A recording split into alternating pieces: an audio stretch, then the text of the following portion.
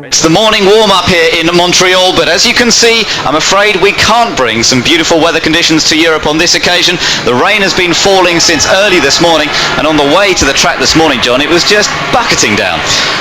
As bad a condition here this morning as I've seen for many times in Canada, and the thought on a lot of drivers' minds this morning must be, oh no, it's not going to be like this for the race, please. Because here in Montreal, when it rains, and if you look back to 1989, for example, when it was a horrible day, torrential rain throughout most of the Grand Prix, it'll be a 2-hour Grand Prix, it'll be miserable for the drivers, and after having 2 wonderful days of qualifying, 2 glorious days, to see Sunday morning dawn like this, great disappointment. The cars coming out of the pits then to start this half-an-hour warm-up session, the first opportunity to try wet settings on the cars here in Montreal, and this is going to be a vital session with the forecast. Certainly it looks as though we're going to still have rain this afternoon, and this is going to be a very key session indeed. Let's just remind you on the situation on the grid. Michael Schumacher taking the 100th pole position for a Renault powered car yesterday, and his 9th in his career. Damon Hill will start alongside him on the front row of the grid. You're just looking at Rubens Barrichello there in the pit lane. Doesn't seem to be moving out with everybody else. Perhaps he stalled the engine, just waiting for the mechanics to rush down with the starter. But just carrying on with the look of the grid, it's David Coulthard third, Gerhard Berger on the second row of the grid as well. Then John Alesi and Johnny Herbert will share the third row of the grid. Mika Hakkinen 7th, then Eddie Irvine 8th, and then Rubens Barrichello, the man we're still seeing sitting in the pit lane, well, he qualified 9th yesterday, and Mark Blundell qualified in 10th place. Then Olivier Panis and Heinz-Harald Frentzen. Ben, just watching Luca Badoer coming down under the bridge, the major problem on this Circuit Gilles Villeneuve when conditions are like this is visibility.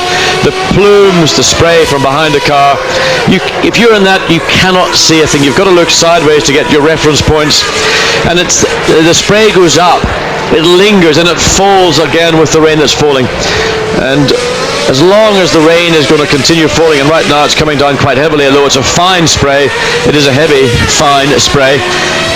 Conditions, I mean, you can just look behind the car, complete whiteout, and that car's some 50 or 60 meters behind Luca Badoer coming through the chicane. And to start a race, I mean, even this morning some people were saying, well, you know, if it's going to be like this at 2 o'clock, can we please have a rolling start rather than the standard standing start? Now, I don't think there's anywhere in the regulations, in fact, that would permit a rolling start. The only way that could happen would be if the Grand Prix were to start behind the safety car, and that's something that could happen if the conditions are certainly as bad as this, or possibly worse at 2 o'clock. One of the key things about the morning warm-up normally is we're seeing a chance for the cars to be in race trim. Now obviously it's a bit different today, first time they've been in wet weather trim. How much is this going to affect the tactics and the strategy for the race? It will affect it, because wet weather races, the unknown is it going to stay wet for the entire race, or will it dry up, or will it rain again?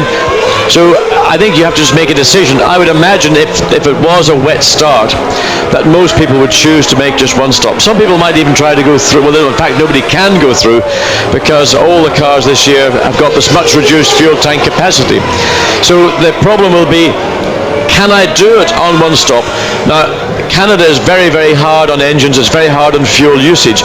Many teams, the engine side of the team, are looking to reduce the fuel usage by leaning the engines off. In other words, trying to use less fuel to get through without having to carry the maximum.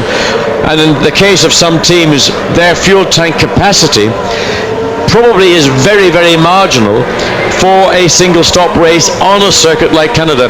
So it's a real mess. You've got to sort of look at your computers, work out as accurately as you can, take your worst figure and judge what you're going to do on that worst figure. And then fate may just turn against you. You may suddenly find the skies do break up, the track can go dry, and you can get caught out. So what you're talking about is, well, there's a casino in the middle of this racetrack. You might as well take your $100 in and bet on that, because you've got as much chance of getting it right as you would have getting your setup and your strategy here this afternoon. Another point the drivers were making in the post-qualifying press conference yesterday is just how bumpy the track is as well. And they were saying even for dry conditions they could do with the circuit being resurfaced, but they didn't really want to think about how those bumps were going to affect things in the wet. Well, of course, the bumps in the wet get filled with water, so that then creates problems, whether it's just simply in a straight where you get one wheel catching a puddle, then the aquaplaning and the grabbing that you get, or you're coming into a corner where there's loose waters. In fact, one of the things that teams are doing is actually raising the car's ride heights for wet weather conditions, because you can see just looking at there at Frenson's car, the belly of the car is very low to the ground. The side pods are high from the ground now, but if the belly of the car hits a puddle, because the puddle is higher than the surface of the track in some cases, the car gets extra grip, and that also transfers the handling from being maybe consistent to very pointy at the front end. So they put more downforce on the car to try and get more grip, but equally they release some of that downforce in respect of rising the car up. Well, we've only had two cars actually come across the line. That's Heinz-Harald Frentzen and Martin Brundle so far. Nobody else has completed a lap, so just the initial checks going on at the moment, and no particular dramas as yet. Certainly haven't seen quite as many spins as we saw in the other wet warm-up that we had earlier this year at Imola. That certainly was a fairly remarkable session. Everybody's keeping it a little bit more under control so far in this session. Well, there's Martin Brundle in the Ligier, and well, he didn't have such a good qualifying performance. He finds himself down in 14th position on the grid, and it's been a bit of a tough weekend for Ligier so far. We'll be back with some more action from the morning warm-up in Canada after the break. Sport Live. Welcome back to the morning warm-up here in Montreal on the Ile Notre Dame, and that car emerging through the gloom and the mist is the Benetton Renault of Johnny Herbert, but a great shot to just show how little visibility there is in these conditions. And Ben, that's a car running on its own. There was nobody ahead of Johnny Herbert, but what, as I said earlier, you're getting is the spray going up, and on parts of the circuit, particularly in the far side of the circuit where the track is tree lined, the trees almost push that spray back down onto the track. And when we saw just during that commercial break Damon Hill and Johnny Herbert, it was virtually impossible to identify the car behind Damon Hill, and that's a car travelling at about 125-30 miles an hour at that part of the track. Again, this is the pits side of the circuit, close to the rowing basin. No car in sight, but the mist, the spray just lingering there. Look, fog, that's almost impossible.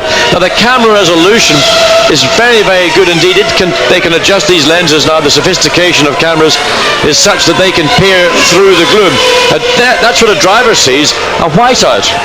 Incredible conditions. You can see Jean Alesi just coming across the line now. He does a 1 minute 58.719, goes fastest in this session so far. And our first opportunity to say happy birthday, Jean. It's his 31st birthday today, and well, he usually enjoys the wet weather conditions. And look at that, a completely different line out of the centre corner at the end of the start-finish straight, just looking for a little bit more grip.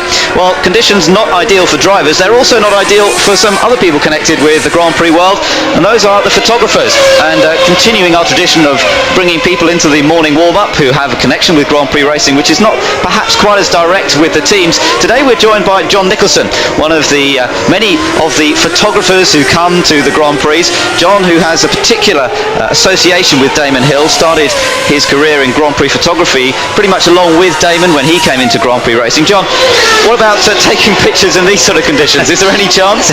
This is a nightmare. Everything you set yourself up for all weekend just goes completely out of the window. I mean, as you've both said, looking at these cars now, I mean, what are you taking a picture of?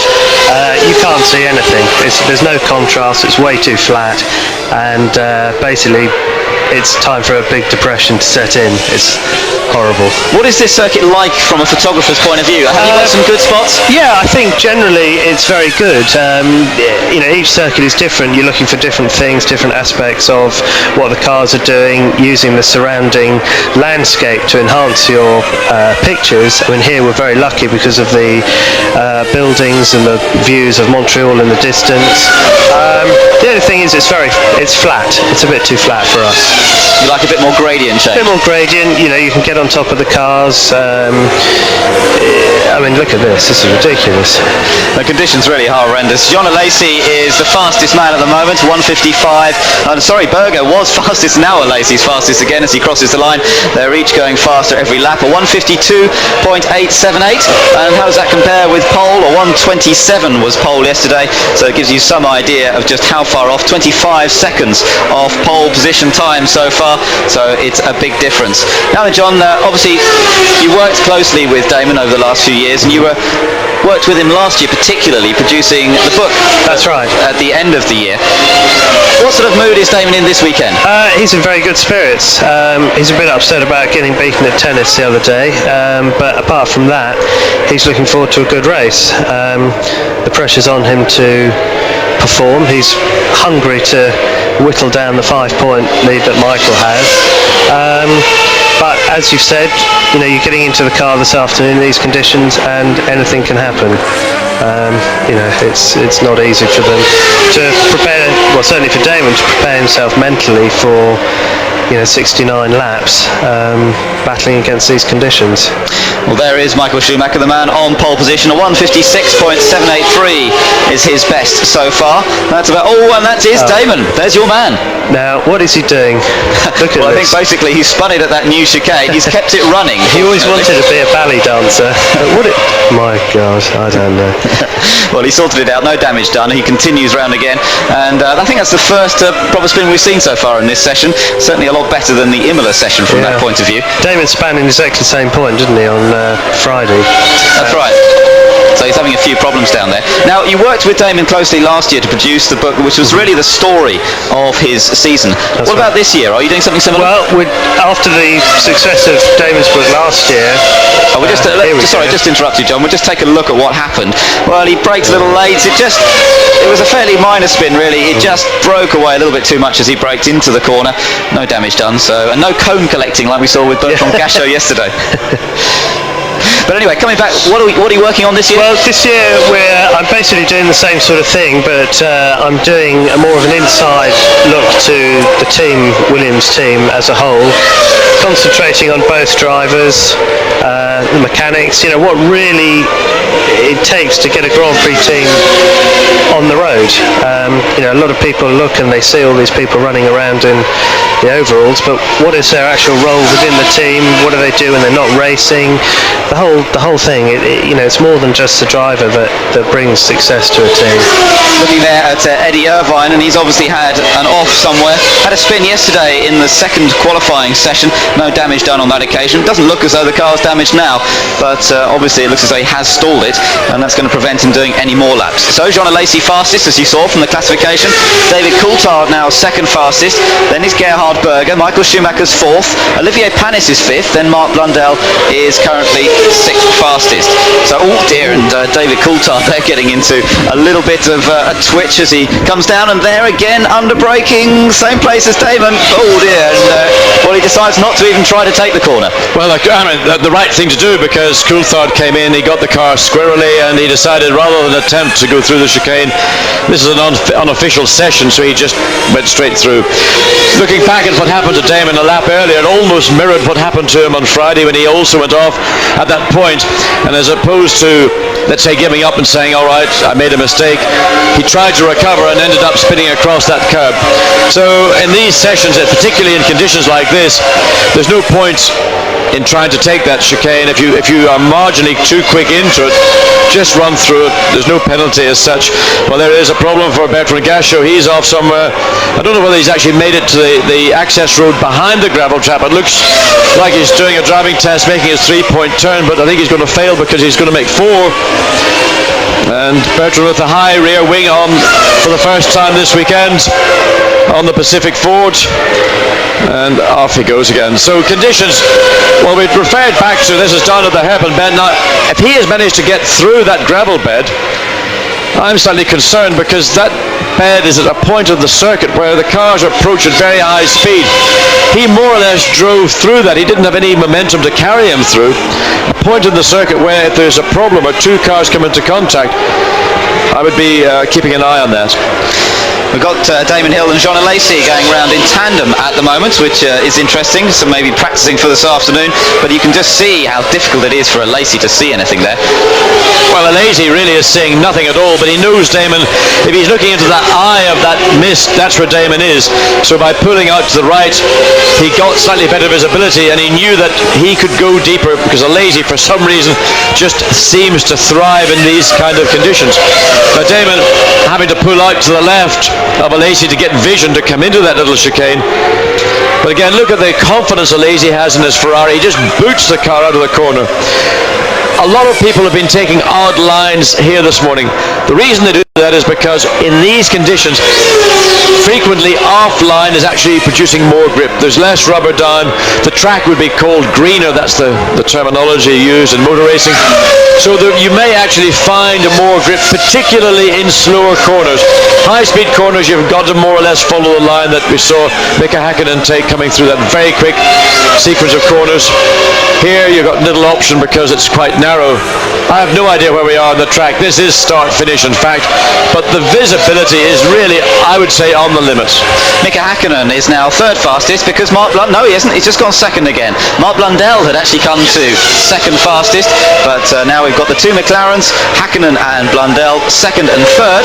So it certainly would appear that the McLaren's going very well. But Alesi at the moment still fastest. Welcome back to the warm-up. Jean Alesi still the fastest. Let's take a look at the classification. Alesi ahead of Mika Häkkinen, second fastest. Gerhard Berger third, then Mark Blundell fourth, Johnny Herbert fifth, and David Coulthard currently sixth. Behind Coulthard it's Schumacher, and then Olivier Panis, Jean-Christophe Bouillon. Now that's an impressive performance, John, the young man in his second outing. Indeed it is, and sometimes in these type of conditions, particularly for a young driver coming in, the loads on the driver, the loads that the car would have normally in the dry are entirely different. So, and David Coulthard there just proving that it's possible for him to do a little mistake. But in these conditions, a driver isn't so physical. He has to be a lot more gentle in every aspect, the braking, the throttle, the steering.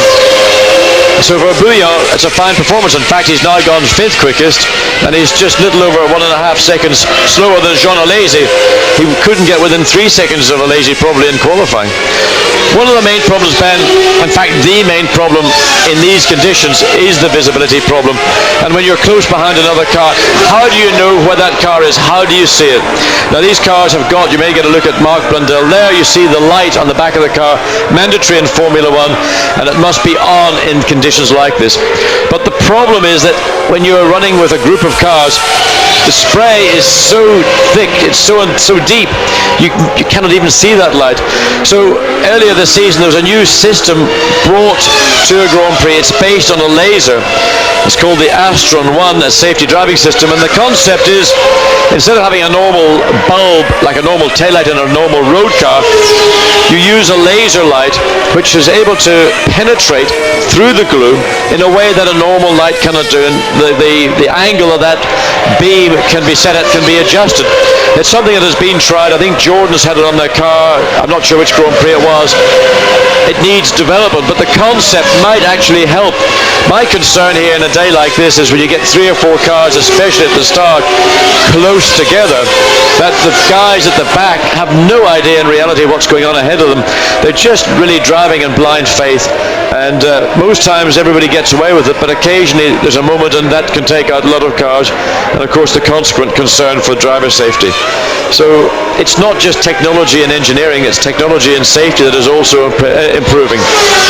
Well, it's certainly a very important part in these sort of conditions. Any help that a driver can get, very, very valuable. Just watching Olivier Panis go through there, and you saw again him taking that very tight line through that first corner. Panis is currently 7th fastest.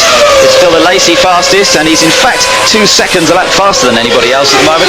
We've seen this before from him this year in the wet conditions. Jean Alesi really in his element. Mika Häkkinen second, Gerhard Berger third, then Rubens Barrichello fourth, Jean-Christophe Bouillon fifth, and Mark Blundell sixth. And again, in these conditions, the longer you stay out, the more prospect you have of improving your time. But the lessons that are going to be learned from this are primarily about just what is going to be the setup you choose to use when the race starts. And I think there's a great interest that if the conditions are at least as bad as this or worse, that there may be a request to have the Grand Prix start at 2 o'clock behind the safety car. It's never happened to my knowledge before, but that's what the safety car is there for. Well, we've got John Nicholson in the booth with us, talking about his book last year with Damon Hill and the prospects of a new production coming out this year. But John, when I stopped as an active Grand Prix driver, I reckon that the photographers were a bunch of amateurs. They had no idea about motor racing photography. There is a problem. Somebody, that's Pador off around at the back of the circuit. He's lost it coming out of that chicane, has probably just swung the nose into the barrier, and as Martini in fact, so the car stopped. Whether that's going to be cause to see a red light or not, I don't know. The problem is that at that part of the circuit there's no means of getting the car removed to safety behind the barrier. And there you see Martini. Well, the damage is probably very light. It may just have clipped the wing or something. But going back to my opinion of photographers, I thought in every corner is what I call a critical point, a point where the driver sort of almost sucks his breath and says, "Oh, that was great." And I thought I could capture that on film. But of course, when I started to go out to corners with my trusty Canon and selection of lenses, I realized in fact that the art and skill of photography is no less than that of being a racing driver. Yeah, I think equipment is a great asset. Very long lenses to get very tight in on the cars, and I think what a lot of us do is actually watch the driver, watch the car, and see where that critical point is in the corner. Set yourself up in that position, looking for sort of nice clear backgrounds, and then taking it from there. But each drivers do take the cars differently. Now there's a fairly animated looking Damon. I wonder what it is. He wants certainly to get back out on the track as quickly as possible. Absolutely. And they've had the access panel off the top of the car. That's where the spring damper units are mounted. The roll bar is as well. And Damon, 5 minutes remaining, very anxious indeed. Look at his eyes. Now that was another aspect of photography that appealed to me. Drivers' eyes are totally different to the eyes that you see in a passive situation. Absolutely. They just change from friendly, warm, and Pedro Diniz just catching our attention as he pulls off, or certainly going very slowly. The character of a racing driver is completely different to that in a passive situation. Damon's eyes told me a lot about his nature. Yeah, Damon has got particularly strong eyes. They pop out of his head, and as you say, you can really tell his character, his mood, what he's thinking. It's all that you see when the drivers are in the cars is the eyes, and you get the mood of what's going on. You can get a feel for how well the team are performing to get the car right through the driver's body language, if you like, and there him throwing his hands around. I mean, that's good pictures. That's, it tells a story. Now Jean Alesi again improving further, 1 minute 50.363. Rubens Barrichello now second quickest, Mika Häkkinen third, Gerhard Berger fourth, Mark Blundell in the pits and fifth quickest, and Jean-Christophe Bouillon in sixth place. A good effort from Bouillon. Remember, a very difficult start in Monte Carlo 2 weeks ago, and not maybe fulfilling the promise he'd shown us, the test driver, ironically, in the Williams-Renault team. Well, there is Rubens Barrichello, second fastest at the moment, so an excellent effort from Barrichello. Reminds me of his great performance at Donington a couple of years ago, John, in that wet Grand Prix, when he really put in such a superb performance. Very nearly came through in second. Frustration now being exercised in its most extreme way, because Damon Hill is in the gravel bed, and sadly we don't have that head-on shot purely from artistic standpoint to see what Damon's eyes are saying, because clearly his animated arms, and that's just a disappointment for him. He needed to get those extra laps in, and in a sense maybe he was too hasty in telling the team, I want out on the track as quickly as possible, I want to get out and do my laps. And that's done at the hairpin bend. You can see the car has come in just too quickly. Taki Inoue also stopped. I think that's done at the hairpin bend as well. It is. Now as he beached his car, he managed to get the car to pivot round now. Well, an amusing aside to contrast the frustration that Damon, who is buried in that gravel trap, must feel. unusual to see Damon make a mistake like that, and you could, as you say, John, we certainly saw him fired up in the pit lane, and perhaps just a little too fired up, and just throwing it into the gravel trap. Certainly unusual to see him beaching the car, but it's better to do it now than in this afternoon's race. It's still Jean Alesi fastest. His advantage is 1.6 seconds, a massive advantage, and well, suitable enough on the circuit Gilles Villeneuve, I suppose. These sort of conditions were exactly the conditions that the great Canadian driver revelled in, and certainly Jean Alesi seems to be matching them. Well, Ben, what's going to be interesting is that Alesi will be on the third row of the grid should conditions be similar to as they are now.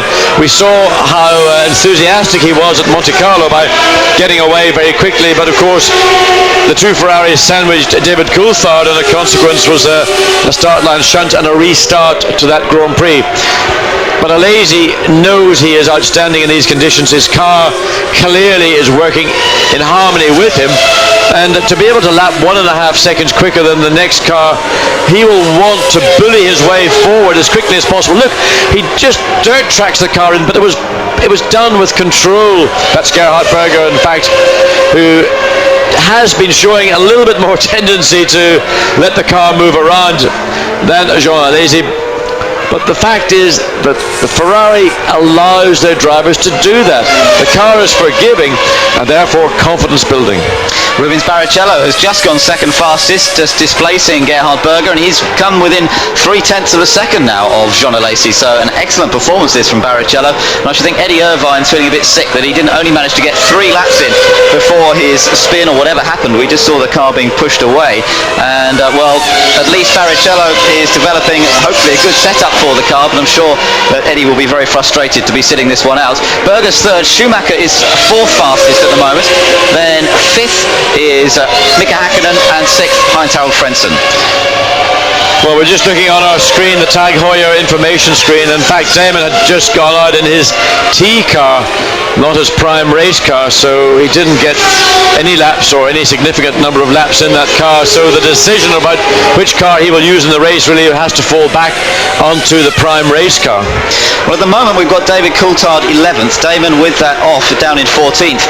It doesn't look as though they've got a particularly good setup. And if you remember, John, when we had that wet free practice or the wet warm-up at Imola, both the Williams are really struggling in those conditions. I wonder whether they can't really get the car good in this weather. I think that to some degree it comes down to what the driver himself can communicate to the team. There is no real reason why a car that is a good car in dry should be a poor car in the wet.